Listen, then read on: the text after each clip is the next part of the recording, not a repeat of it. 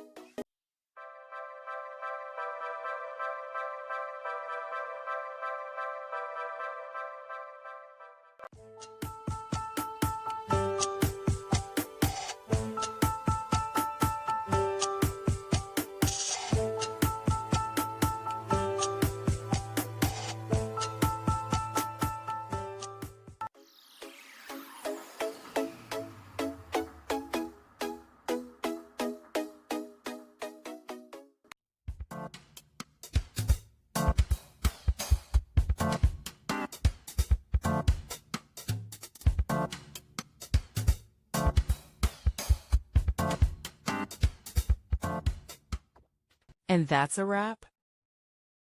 I hope you found the answer you were looking for. If you did, take a second to hit that subscribe button. It really helps out.